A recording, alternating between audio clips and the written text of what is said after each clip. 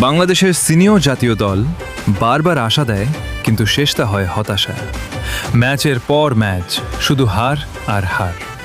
আমরা স্বপ্ন দেখি, কিন্তু সেই স্বপ্ন বারবার ভেঙে যায়। কিন্তু একটা প্রশ্ন কি কখনো মনে আসে, যখন সিনিয়ররা পারে না, তখন জুনিয়ররা কিভাবে পারে? গতকাল বাংলাদেশ অনূর্ধ্ব-20 দল দেখিয়ে দিল লড়াই কি কি জিনিস। Bangladesh U20 national football team মাঠে নামলো ভয় ছাড়া। হারানোর কিছু নেই, জেতার সব আছে। আর প্রতিপক্ষ India U20 national football team, তাদের বিপক্ষে জয় এনে দিল একটাই মেসেজ: বাংলাদেশ পারে। এটা শুধু একটা জয় না, এটা একটা আশা, একটা নতুন সূচনা। হয়তো আজকের এই অনূর্ধ্ব-20 দলই আগামী দিনের জাতীয় দলকে বদলে দেবে। তাই হতাশ হইও না, কারণ বাংলাদেশের ফুটবল এখনো বেঁচে আছে, নতুনদের স্বপ্নে, নতুনদের লড়াইয়ে।